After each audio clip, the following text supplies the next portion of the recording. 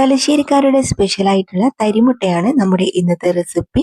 ഒരു 5 മിനിറ്റോളം മതിയാവും ഇത് ഉണ്ടാക്കാൻ വേണ്ടിയിട്ട്. വെറും 2 മുട്ട കൊണ്ട് നമുക്ക് ഇതുപോലെ പ്ലേറ്റ് നിറയെ കടികൾ ഉണ്ടാക്കാം. അപ്പൊ നമുക്കിത് എങ്ങനെ ഉണ്ടാക്കുന്നതെന്ന് നോക്കാം. ഇതിനായിട്ട് നമ്മൾ ആദ്യം തന്നെ ഒരു ബൗളിലേക്ക് 2 മുട്ട പൊട്ടിച്ചൊഴിച്ചു കൊടുക്കാം. 2 മുട്ട കൊണ്ട് തന്നെ നമുക്ക് ഏകദേശം കുറച്ചധികം ഇത് ഉണ്ടാക്കാൻ പറ്റും. അപ്പൊ ഇനി നമുക്ക് ആവശ്യത്തിനുള്ള ഉപ്പ് ചേർത്ത് കൊടുക്കാം. മധുരം ബാലൻസ് ചെയ്യാൻ വേണ്ടിയിട്ടാണ് ഒരു നുള്ള് മാത്രം ചേർത്ത് കൊടുത്താൽ മതിയാവും. എന്നിട്ട് ഒരു 1/4 കപ്പ് ഷുഗർ ചേർത്ത് കൊടുക്കാം. 1/4 കപ്പ് ഷുഗർ ഏകദേശം കറക്റ്റ് ആണ്. അപ്പൊ അതിൽ കൂടുതലൊന്നും വേണമെന്നില്ല കേട്ടോ. അത് നമ്മൾ ഇതിലേക്ക് ഇട്ട് കൊടുത്തിട്ട് നല്ലപോലെ ഒന്ന് മിക്സ് ആക്കിയിട്ട് എടുക്കണം. ഇനി മുമ്പായിട്ട് നമുക്ക് ഇതിലേക്ക് ഫ്ലേവറിനായിട്ട് കുറച്ച് ഏലക്കപ്പൊടിയും കൂടി ചേർത്ത് കൊടുക്കാം. വാനില എസൻസ് കയ്യിലുണ്ടെങ്കിൽ നിങ്ങൾ അത് ചേർത്ത് കൊടുത്താലും മതിയാവും. പക്ഷെ ഏലക്കായ ആവുമ്പോൾ നമുക്ക് ആ ഒരു നാടൻ ടേസ്റ്റ് കിട്ടും. എസൻസ് ആവുമ്പോൾ കേക്കിന്റെ എല്ലാം ടേസ്റ്റ് ആയിരിക്കും കേട്ടോ. നിങ്ങൾക്ക് ഇഷ്ടമുള്ള പോലെ ചേർക്കാം.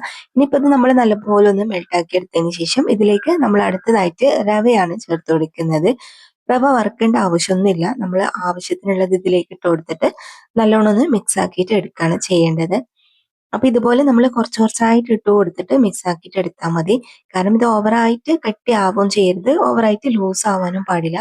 ഏകദേശം 1 കപ്പോളം റവ ഞാൻ ഇതിലേക്ക് ഇട്ട് കൊടുത്തിട്ടുണ്ട്. അപ്പൊ ഇതാ മിക്സ് ആക്കിയിട്ട് എടുത്തിട്ടുണ്ട്. ഈ ഒരു കട്ടിയിൽ നമ്മൾ റവ റെഡിയാക്കിയിട്ട് എടുക്കാം. ഇത് നമ്മൾ ഇനി റെസ്റ്റ് ചെയ്യാനൊന്നും വെക്കണ്ട. അതേപോലെ ഇതിൽ ബേക്കിംഗ് സോഡയോ അങ്ങനത്തെ യാതൊന്നും ചേർക്കേണ്ട ആവശ്യമില്ല. ഇനിയിപ്പോ നമ്മൾ ഓയിലോ വെളിച്ചെണ്ണയോ നല്ലപോലെ ചൂടാക്കിയതിന് ശേഷം കുറച്ച് കുറച്ച് മാവ് ഇതിലേക്ക് ഇങ്ങനെ നുള്ളി ഇട്ട് കൊടുക്കാം. എണ്ണ നല്ലപോലെ ചൂടായി കഴിഞ്ഞാൽ പിന്നെ ഒരു മീഡിയം ഫ്ലെയിമിലെല്ലാം വെച്ച് കൊടുത്താൽ മതി. എന്നിട്ട് ഇതാ ഇതുപോലെ നമ്മൾ ഫുള്ളായിട്ടും നുള്ളി നുള്ളി ഇട്ട് കൊടുക്കാം. കുറച്ച് കുറച്ച് മാവ് ഇതേപോലെ ഇട്ട് കൊടുത്താൽ മതി കേട്ടോ. എന്നാലേ നമുക്ക് ഇതിൻ്റെ ഉൾഭാഗം നല്ലോണം ഫ്രൈ ആയിട്ട് കിട്ടുള്ളൂ. ഇത് മുട്ടയും റവ ആയതുകൊണ്ട് പെട്ടെന്ന് തന്നെ ആയി കിട്ടും.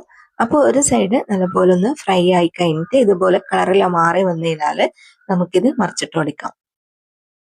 ഇതുപോലെ നമ്മൾ ബിസ്ക്കറ്റിന്റെ എല്ലാം കളറിലാണ് ഫ്രൈ ചെയ്തെടുക്കേണ്ടത്. ഇതിപ്പോ ഒരു സൈഡ് ആയിട്ടുണ്ട്. ഞാനിത് ഫുള്ളായിട്ട് മറിച്ചിട്ട് കൊടുത്തിട്ടുണ്ട്. ഇനി നമുക്ക് മറ്റേ സൈഡും കൂടി ഇതേപോലെ തന്നെ നല്ലൊരു കളറിൽ ഫ്രൈ ചെയ്തെടുക്കാം. ഓവറായിട്ട് കരിഞ്ഞു പോവാതെ ഈ ഒരു കളറിൽ തന്നെ ഫ്രൈ ചെയ്തെടുക്കാൻ വേണ്ടിയിട്ട് നോക്കണേ. വേഗം തന്നെ ആയി കിട്ടും. ഒരു 5 മിനിറ്റ് എല്ലാം മതിയാവും ഈ ഒരു സ്നാക്ക് ഉണ്ടാക്കാൻ വേണ്ടിയിട്ട്. അപ്പൊ ഇതാ ഞാൻ 2 സൈഡും നല്ലപോലെ ഫ്രൈ ചെയ്തെടുത്തിട്ടുണ്ട്. ഇനി നമുക്കിത് എണ്ണയിൽ നിന്ന് കോരി മാറ്റാം. അപ്പൊ ഇതാ നല്ല ഈസി ആയിട്ടുള്ള ഒരു സ്നാക്കിന്റെ റെസിപ്പിയാണിത്. അതുപോലെ തന്നെ നല്ല ടേസ്റ്റ് ആണ് കേട്ടോ. എല്ലാവർക്കും ഇഷ്ടപ്പെടുന്ന ഒരു ടേസ്റ്റ് ആണ്. അധികം എണ്ണ ഒന്നും കുടിക്കൂല. കുട്ടികൾക്കെല്ലാം ഇഷ്ടപ്പെടുന്ന ഒരു സ്നാക്കിന്റെ റെസിപ്പിയാണ്.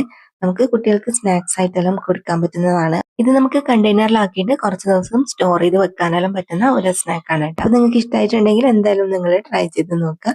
ഇന്നത്തെ വീഡിയോ നിങ്ങൾക്ക് എല്ലാവർക്കും ഇഷ്ടമായിട്ടുണ്ടാവും എന്ന് വിചാരിക്കുന്നു. വീഡിയോ ഇഷ്ടമായാൽ മറക്കാതെ ലൈക്കും ഷെയറും കമന്റും ചെയ്യുക. ഇതുപോലുള്ള റെസിപ്പികൾ കാണാനായിട്ട് നമ്മുടെ പേജ് ഫോളോ ചെയ്യാനും യൂട്യൂബ് ചാനൽ സബ്സ്ക്രൈബ് ചെയ്യാനൊന്നും മറക്കരുത്.